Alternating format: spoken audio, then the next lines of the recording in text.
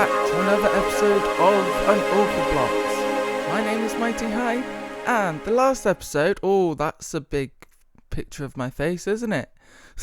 Anyway, the last episode, we got some planning done on our base, mainly where the walls are going to go. So I finalised that, as you can probably just about see on the bottom with the white and the grey. Yeah, they're the lines that I'm going to use for the walls, but we haven't really got much else. We did do a map room as well, which is pretty cool. So let's just fly down from the tallest point of my base, and from this view it looks really cool, but we do need to do a lot more work, but maybe not in today's episode. We'll see how time goes, but just flying around here is awesome. Yeah, I don't have any rockets on me, do I? Let's go to first person view and actually get their rockets down. So let's go down here to what else we did last episode. Anyway, so down here we built ourselves our map room, and with all map rooms they have to be hidden. So we've got a button there that opens the door to let us in, and you wouldn't really notice anything was awry there. So yeah, I'm just saying to Quirk, I'm trying to collect as many micro blocks as I can. But yeah, so we built this map room last episode, and we've got two maps here. One is locked on the left hand side, and they weren't there last time, but they are this time. I don't get why. I don't know why they're there, but they're there now. And yeah, and on this side as well. That really bugs me, but if you guys know how to get rid of that, because it wasn't there last time, then please let me know. Or is it just where I am on the map, maybe? It could be that, but I'm not entirely sure. Regardless, we're not going to be doing any work around here. I am going to be flying over to my industrial district, because I've got a project that's actually long been... So we're not going to be doing any work around my base this episode, but we are going to be doing some preparation for the work that needs to be done. So what I mean by that is, if we actually get to the surface, I can fly out of here, yeah, and just get hit by the wall. Anyway, so out here we're literally just like, this looks really horrible. So what I want to do is build some cliffs around here. And for that we need a lot of stone. So I could mine it all, but that's going to be a lot of work, and I don't really want to be doing that. So instead of that, I think we're going to be building ourselves a cobble generator, because that's just the easiest way to get a lot of stone, and then we can smelt it if we need to. But I think cobblestone would actually look pretty cool as cliffs instead of stone. And then we can just smooth it up in parts. That would look awesome, actually. Anyway, we will need a lot of stone and cobblestone regardless, and loads of other stone variants. So let's fly on over, or take the portal to our industrial district and start building our cobblestone generator, I guess, because hopefully I've got a really cool design which is really quite efficient. Right, so we have made it to our industrial district, and specifically my concrete or TNT blast chamber, because I've actually been using it for books recently, because I needed a load of emeralds for glass. So what better way to do it than blowing up books, hey? Put that out the way, I think we can actually connect the cobblestone generator to this blast chamber instead of just building another TNT duper. So we could either use this direction here or this direction. My guess is probably this direction. It's quite a simple design, but I do need to get the spacing correctly, mainly because piston can only push 12 blocks. So I need to be at least 12 blocks away from that obsidian before I can even build anything. So let's get some planning done, and I'll be back with you guys in a minute. Alright, so we've made a start on the cobble generator. This is quite a simple design, to be fair with you, but it works quite well for me. So what I've done is I've marked 12 blocks away from this obsidian where the actual TNT blasts, and we've got some pistons here laid out, and what we want to do is we want to go back one here and place some more pistons here. So we want a row of 5x5 pistons like so as well. I don't have enough pistons on me by the looks of things. No, I misplaced it. Come on, come to me. Stop. You had to go all the way down to the bottom, didn't you? Thank you for making my life a misery. Yeah, so I need to make more pistons. Did I make more pistons? No, I haven't. But this is going to be a 5x5 row of blocks, which is... So these pistons push the cobblestone up when it gets generated, and then these pistons push the cobblestone towards the blast chamber. But first, I probably should get rid of this block just so I've got enough room to put the lava and the water down. So that's probably what I should do first. So let's grab some buckets. I think the best place is to go to the end to get the lava. So I only need 5 buckets to be fair.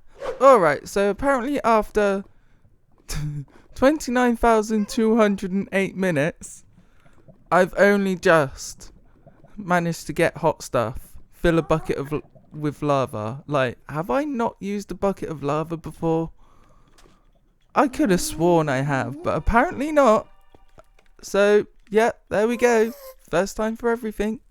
Right, so back with the lava now. So we can place our lava, and the lava is going to be on this block here, this iron block, and then it pours over to this piston and then creates the cobblestone.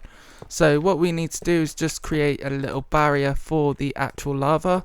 I'm using iron blocks because I've literally got like loads of shulker boxes full of iron now, so it's really not going to bother me. So that's the lava sorted out, and my pick's really almost about to die as well. Anyway, so now it's time for the water, and the water is going to be on the block below, but we don't need to worry about that because there's actually water there. So the water's going to flow down here, but it's actually going to be placed a block behind this. So if we go here, it's going to be placed on, not that row, sorry, down there, this row here basically. So we need to get rid of that and then create our barrier, little barrier thing like so. So that's where the water's going to be placed, and then it should create some cobblestone for us. So let's place our lava down. Yep, like so. That's going to fall down there for now, because I should probably have actually... Ah! No! Oh yeah, I got too close. I got too close to the lava and it burned me. Oh! Anyway, so yeah, there's the lava down, and let's grab some buckets of water next. So we need to place our water here. That's going to change all that into cobblestone. Yeah, of course there's going to be lava down there because we need this cobblestone to be on the other side where the piston is. So the water can actually just fall down here. So if we get rid of this, then the water can just travel down there if it wanted to. Like, yeah. And then we're free to place our pistons. But I think I'm going to leave the first row of pistons there and then build up a 5x5 row of pistons from that row onwards. Things are coming together now. So we've got all our pistons in, and I've just put some redstone lines on these pistons to make life easier for ourselves. So what we need to do now is basically just power these pistons, and the way I'm going to do that is with an observer.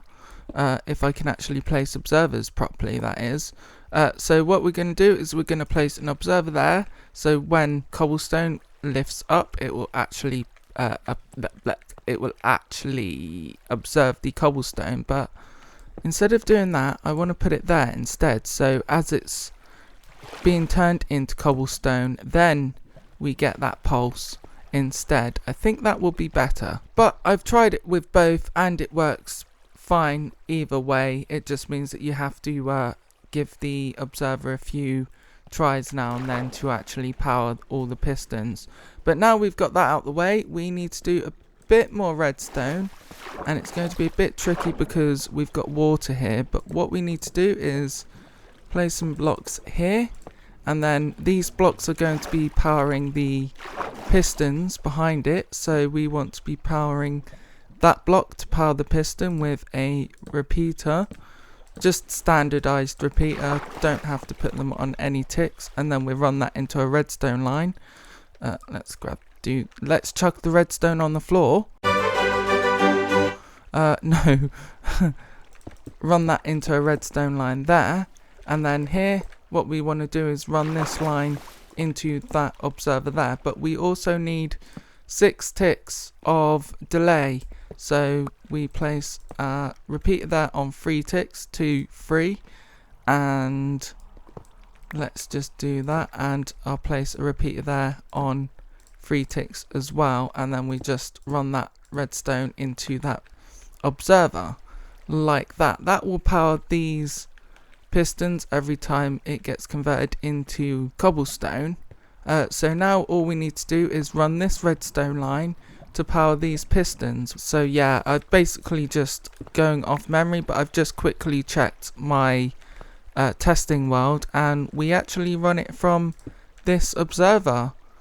So what we do is we just run a redstone line to all these pistons out here. Bit confused here. Oh, I had a dirt moment, okay? It won't happen again. And then what we can do here is just run a repeater there. Doesn't have to be on any ticks, and then just continue this redstone line up. And that is pretty much it, ladies and gentlemen. I don't think I've missed anything. I need to clear this up quickly. Do a tiny bit of clearing up. Oh yeah, there is one thing, the on and off switch, which is literally just a sticky piston and a lever. So yeah, I'm just going to use a sticky piston and a lever for now, but obviously I'll rig it up to something better than that in the future. So all we want to do is we want to move this observer essentially. Cool. And yeah, that's pretty much the on and off switch, I think. So that's off, and then once I flick this again, hopefully everything should work. But let's get rid of this first, and let's find out if it's working. So that's that, and let's flick this lever, and does that matter? I don't think it matters too much, to be fair, but just in case, it's a bit annoying, isn't it? Let's just cover that up. That should get rid of that. Cool. Done. So now that's done, if we flick this lever, everything should be working. Yes! Yes! And I should probably fly up and flick the TNT on as well and do something about that. But that is awesome. I'm actually really surprised that's working first time, to be fair. Let's flick this on. Let's go down here at a safe-ish distance and watch it get blown up. Like that. Yes. Nice. Awesome. I'm actually, like, I have tested this. Like, this is literally the same design as what I've tested, and that's why I had to keep going backwards and forwards, but I'm still really surprised this is working out the way it is. Like, this is absolutely brilliant. Like, it's just constant. Like, as soon as it gets converted into stone, it goes up. Look, converted up. Literally just as it's getting converted, it goes up. So it kind of glitches in between the piston and the actual block itself, which is awesome. So we're obviously getting to get a few bits of waste, but most of this should end up in the storage system. So, oh yeah, might be a bit of a problem if that happens constantly all the time. Doesn't look like it's affecting the redstone up there though, so it shouldn't be too much of a problem. But then I can't collect it either. I could push that left. I could push the actual TNT duper back a block, but even then. Right, so it was easy enough to move this one block back. I just had to move this a block back, so this should work now. And as you can see, it's not hitting the top of the cobblestone anymore, which is good. So if we actually switch this off, I haven't tested the off switch yet, but if I smash into walls, I won't be able to. Let's come down here and switch that off. That should turn off in a minute. Doesn't look like it's affected anything down here, so that's good. So what am I doing? I wanted to switch that back on. So the off switch works. That's good. Let's switch that back on. Let's also switch the cobblestone generator back on. One thing I have forgot to put though is some furnaces on the top. So we need to make 5 furnaces. Luckily enough, we've got loads of cobblestone here. So I have a bit of a confession to make. It is now the next day and I've been AFK here for quite a while. So we've got quite a lot of cobblestone, and the best thing of all, it didn't even stop or break at all since I was AFK. And I've been AFK like on and off for quite a few hours. I would say 2-3 hours at least. And we got quite a lot of cobblestone as well. So let's fly up to our storage system. Yeah. Mind the bamboo farm in the way. Hey, I keep forgetting that's there. So over here, I've got a few shulker boxes because I've been doing some other things. I'll show you that in a minute. But where's the cobblestone? I can't remember. There it is. So we have all 5 of this row complete. All 5 of this row complete. And pretty much halfway through this one. And I've also converted a shulker box full of stone as well. So we've got another 2 chests like that. So we've got quite a lot of stone. Or cobblestone at least. The only problem is, which is why I've been over here, is we need to change it into smooth stone. So I've changed some into smooth stone, but we need a lot more than that. And as you can see, we've got some charcoal in there because I've been smelting up quite a few logs. So yeah, that's pretty much all the wood I've got left, because we've got 1 full shulker box full of charcoal, another one full of charcoal. That one's got some charcoal in it, and I think about 2 other shulker boxes full of charcoal is already in the system. So what we can do is, because I've added another little thing for fuel now, which is awesome, so we can add some fuel into this minecart and chest here. So yeah, so that's full. So let's press that button, and once again, it should come back once it's finished. So I have tested this and it should work, but just in case, let's test it again, because there's nothing wrong than having a load of fuel in there. And we should probably also smelt some of this cobblestone as well. Luckily it's actually not that far away from me, so it's not too much of a hassle just to grab a load of it and walk backwards and forwards. Yeah, this would be more efficient if I had a full inventory, but let's just chuck a load in there and wait until this all smelts. So both of these minecarts have come back now and they're completely empty. So that means the system is working. One thing I have done though is I've got a lot more wood in this shulker box to smelt up into fuel. So let's chuck this in there before we put any more cobblestone in there. And I think I've got a bit more wood in here as well. Yeah, I have. We've got a load more jungle wood in there as well. So let's chuck that in. That should fill that up. Let's chuck that through the system. That should go through momentarily. And I'm getting confused on what shulker boxes are what now. Let's chuck this into my wood shulker box, which is this one, and try and sort all these out. Most of these are empty now though, I think. We've made it back to our base now, and all is looking good on the stone side of things. So why don't we start getting some building done around our base, and instead of just this thing. So I mentioned at the beginning of the episode that I marked out where the walls are going to go, and since then I've actually come up with a decent design for at least the walls on this side where the goblins are going to be living, because I think I'm going to chuck most of their civilization underground, which will look cool, because it's going to be dark there, so we can really play around with the lightings and do some really cool cave techniques down there. But that's in the future. So as I was saying, I've got a really cool design for the wall, which may or may not turn up alright considering how big it is. Well, it's not actually that big, but it's more wide. But I'm going to go with it anyway, so what better time to do this than in form of a time lapse? So let's roll that music and start that time lapse, ladies and gents.